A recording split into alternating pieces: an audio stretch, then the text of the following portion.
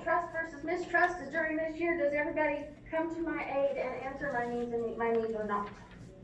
If you have a baby that is cared for and their diapers changed and they're fed and they're consoled when they need to be consoled, they will develop trust.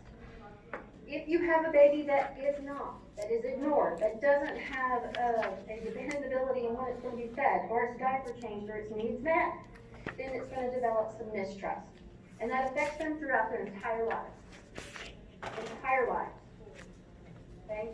So this first year of life in developing trust or mistrust play a role all throughout. So that's why it's really important for us to know how they're being treated at home, what's going on in that.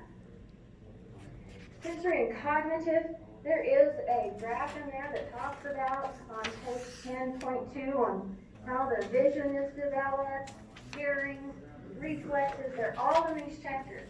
What I will tell you, object permanence is something I would probably be familiar with. It's what that means is, if I show a baby a rattle, the rattle, and then I hide it behind my back, they don't know, it's just gone.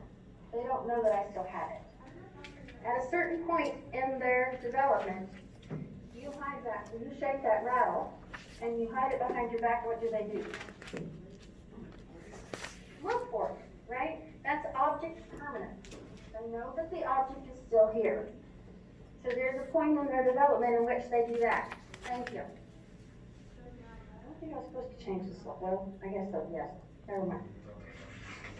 I think I was still here, because I was kind of... But anyway, and for language and communication, they usually cry. They will start to vocalize, laugh, just kind of talk. Some babies talk more than others. And usually by the time they're a year old, they understand 100 words. One of those being, no. And they may even say that back to you by around 1. No. But they understand, are you hungry? How many times we say that to a baby? Aw, are you hungry? Do you want something to eat? They'll start to understand those words that are repetitive to them, and they know what those words mean. And so there's that. Okay, now, again, psychosocial trust versus mistrust. Consistency is really the big key in developing trust. If we don't have consistency, then we have a hard time getting to that trust development, and it turns into mistrust. So every time we feed them when they're hungry, every time we change them when they're wet, for the most part, we know, life happens and you got 4 hours and you're out running around and you didn't have a chance to change the baby. That doesn't mean that you're not a trustworthy person and they're gonna not learn trust. No, you're still meeting their needs, right? It's achieved by the caregiver's ability to recognize cues by the infant and tend to their needs in a timely manner. Okay. Mistrust develops when basic infant needs are not met: food, cleanliness, touch, comfort, and warmth. All right. We're going to skip this case study. That little booger's my little research too. My daughter's ready. You haven't seen it yet. There he is. Isn't he cute? The cutest kids and grandkids. Okay, toddler. That's when he was a toddler. He's not anymore. He's 5. All right, 12 to 3 years. And this is going to be on page 393. Their growth slows at this point, and they do gain about 3 to 5 pounds on average. Now that's my son when he was 2. So you see there, I picked that picture because if you look at it, you can see all the aspects that are described there. Look at his head circumference compared to the rest of his body. He's got a big old head, right? That's the toddler look. Look at his little pot belly. That little pot belly is the cutest little pot belly ever. All right, so that little pot belly, but his head is bigger because it's almost 90% of his head of an adult size. And so that's your toddler look. Main thing is the 3 to 5 pounds on average each year. As far as height, that's going to be one of those things that varies from child to child in genetics. Typically, they start walking. By the time they're around a year old, 14 months is the general age in which we say they need to be walking by.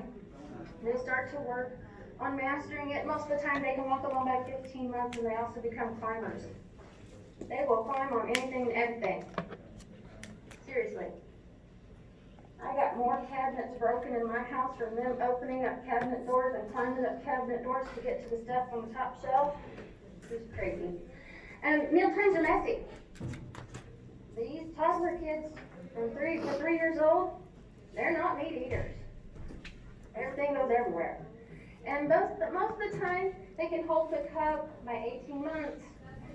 They may eat with a spoon. Recognize that some of these things, we say toddler, but as they go through those 3 years, that's going to get better. So initially, it's going to be very messy. They're going to struggle. They're going to hold that cup with both hands. Their spoon's going to go all over the place, and that's why it's messy, because they're going to dump it on their, they're going to bring it up and dump it on their mouth, or they're dump it on their shirt. I mean, they just do whatever. They can usually put on their clothes or take their clothes off by the time they're about 18 to 24 months, depending on the child. That's no fun either. I was one of those children that liked to be naked when it was hot. I'd be outside playing in the heat, and I'd take my clothes off, and people would call my mother that were on the highway next to my house. April's outside naked again.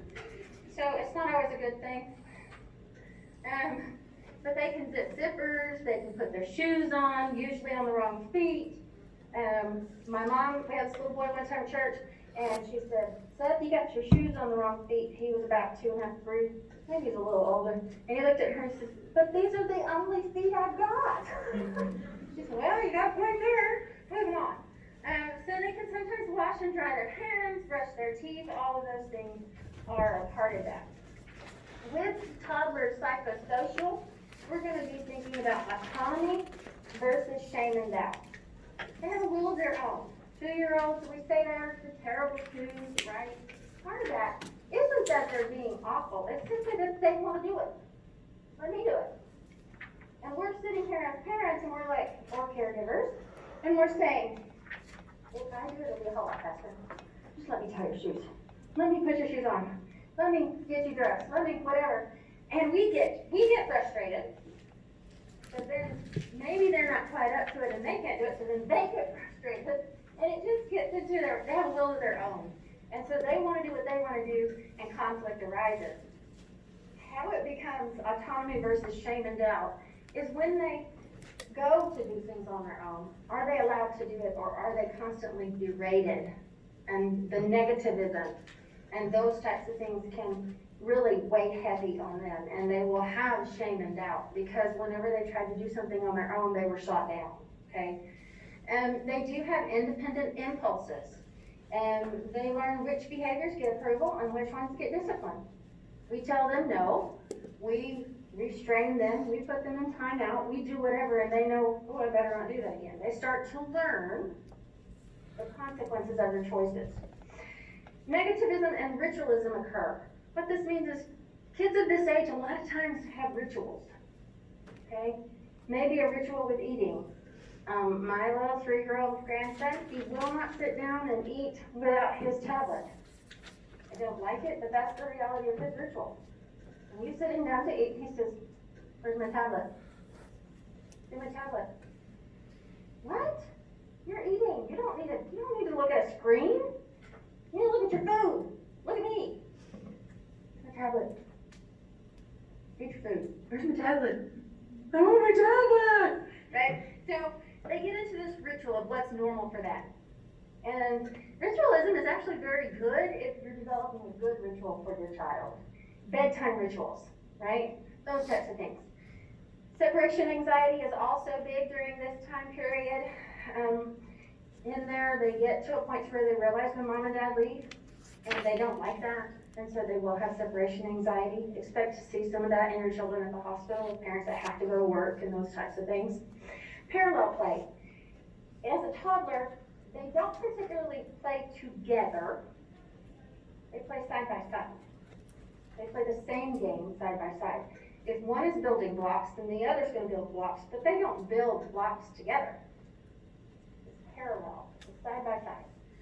They begin to make awareness that Their gender is what their gender is and what private parts they have compared to mama or daddy or compared to brother or sister. So they know. And it's really normal for kids at this age to have sex play. As a parent or a caregiver, your best thing to do is to tell them to do that in the bathroom or in their bedroom. Because they may do it wherever, but you need to tell them. Little boys are really good at wanting to, always have their hands on their crotch. No offense, but that's the reality. And I just look at my grandson and I say, you need to go to your room if you're gonna do that. I don't wanna see it. That's where we do things like that, so go to your room. And then you can come out when you're done, that's fine. Don't penalize them for it or think that it's abnormal. It's not. All kids in the toddler age play with themselves at some point. It's just part of it. They're usually very curious. They learn by trial and error. Again, object permanence. We know that they know it. They will imitate the parent of the same sex or people of the same sex in their lives. Okay? Typically, little boys want to be like little girls and stuff like that. That is a picture of my nephew Morgan and my youngest baby Heidi. Isn't that cute? He's talking to her. And they begin rational judgment and intellectual reasoning. Begin. And that's some and not all. But they begin to start being aware and being able to have good judgment and intellectual reasoning. They're usually aware of an event causing another. They at this point have realized cause and effect. If I do this, then this happens. If I make mom mad, then I'm gonna get put in timeout. If I touch a hot stove, I'm gonna burn my finger. They know cause and effect. When they play together, sometimes too, they'll have symbolic thought and symbolic play. What that means is here's a block, and suddenly he's taken this block, and he's, it's a car. It's symbolic. This block is symbolic of a car. Okay? So there's symbolic play as well as parallel play. So it may not be the exact object, but it's symbolic of that object. Playing in a kitchen, they may have a bowl and, pretend that they're stirring it. All right, let me see how far I am to end toddler. Language, just go that's tape. Okay, let's take a 5-minute break. Everybody go to the bathroom and come back. 5 minutes.